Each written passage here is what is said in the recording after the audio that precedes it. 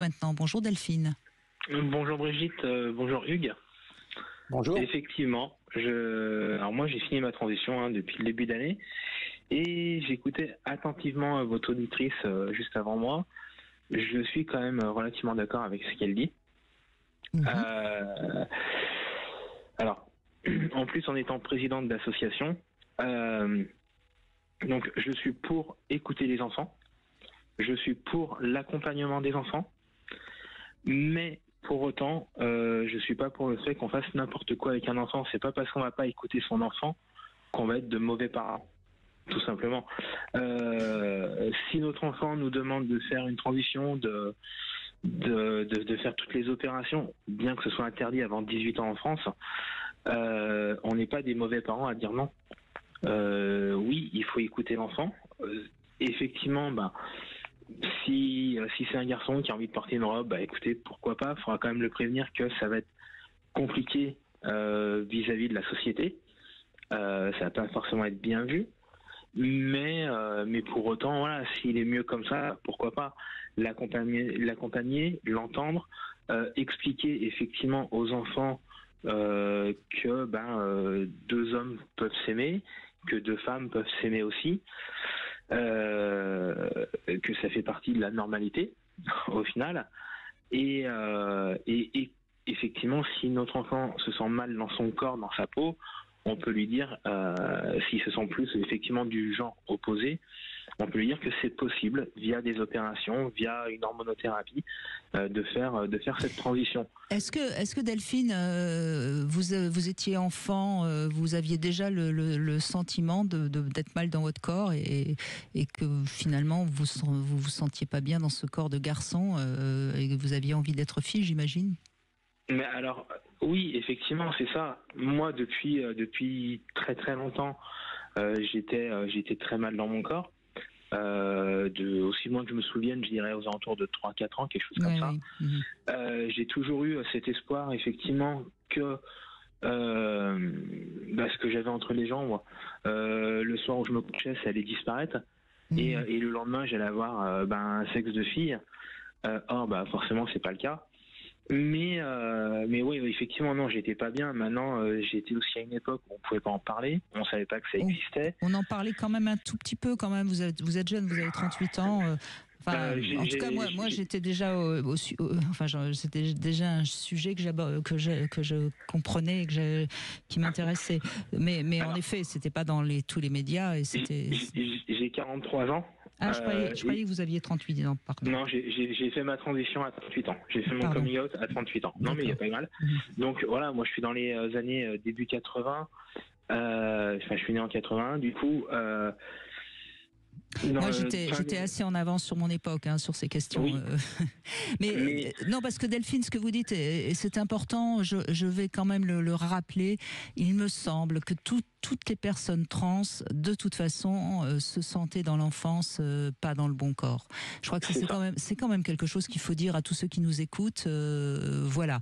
Après, c'est pas parce qu'un enfant se sent pas bien dans son corps qu'il est pas qu'il va devenir trans. Et puis il faut faire la différence aussi entre ne pas se sentir bien dans son corps et, comme le disait Lydie, ne pas se sentir bien dans le fait d'être une fille. C'est pas tout à fait la même chose non plus, je crois.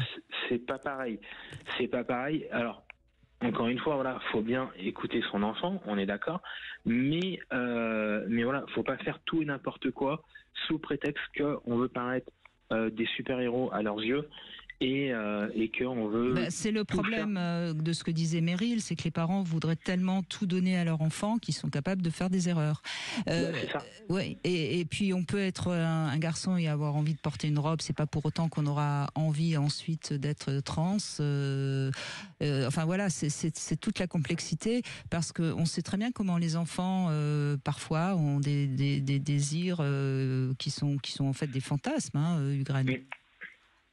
Oui, complètement. Oui. L'enfant vit dans un monde fluctuant où il y a des fantasmes, où il y a des idées qui traversent, qu'on a envie d'expérimenter, mais ça ne veut pas dire qu'il va prendre cette voie de façon définitive et que ça signale qu'il doit à tout prix changer de sexe ou quoi que ce soit. Mais est-ce que vous êtes d'accord avec ce que je viens de dire avec Delphine, que finalement, Ugraine, tout trans quand il était enfant, ne se sentait pas bien dans son corps, masculin ou féminin. Il me semble quand même que c'est quelque chose de assez... Oui, mais oui, ce qui me venait, c'est que je pense qu'on n'était pas bien dans son corps masculin ou féminin, ou même qu'on n'était même pas bien dans un corps tout simple, quel qu'il soit. Parce que moi, je me souviens que je me disais, mais qu'est-ce que je fous là dans ce corps, quoi? J'ai pas trop envie d'être là. Il y a des références comme ça dans un film, Les ailes du désir, qui est absolument extraordinaire du monde de l'enfance et comment il pense les choses de ce point de vue-là. Mais je crois que si ça reste constant, Brigitte, oui, mais il peut y avoir des fluctuations là-dedans. C'est ça. Oui, mais bien là, sûr que les personnes qui ont transitionné. Oui, mais là, on entend bien Delphine qui le dit de manière très claire. Son pénis, quand elle était une petite fille, enfin un petit garçon, en l'occurrence, elle était un petit garçon, c'était un truc en plus dont elle ne voulait pas. Enfin, il me semble, hein, Delphine. C'est ça, tout à fait. C'est ça.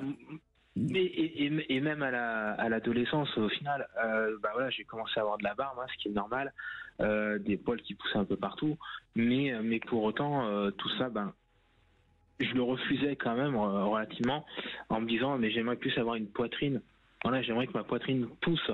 Alors j'ai eu de la chance malgré tout dans mon corps d'homme, puisque j'ai eu une petite poitrine naturelle visiblement. Mais par contre, voilà, j'avais quand même cette barbe qui poussait.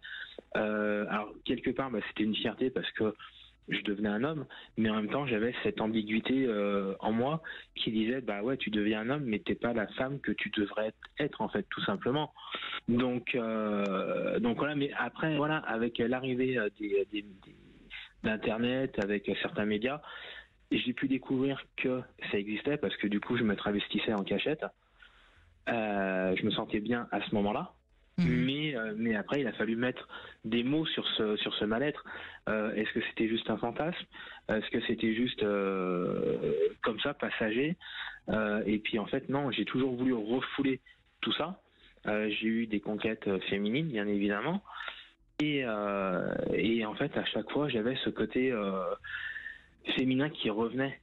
Et de plus en plus fort, en fait, à chaque fois que je le refoulais, ça revenait toujours plus fort, jusqu'au moment où c'était plus possible de gérer. Et puis de toute façon, la dysphorie, parce que c'est le terme médical, était beaucoup plus forte que tout. Et à ce moment-là, j'ai su qu'il fallait que je m'assume, que je fasse mon coming out et que je fasse ma transition. Voilà. Mais alors je dis pas... Alors, on est beaucoup à être arrivé à ces extrêmes-là. Je dis pas d'en arriver là, mais quand même de prendre le temps de se poser les bonnes questions pour faire des choses correctement. C'est souvent ce que je dis, la transition, c'est plus un marathon qu'un sprint.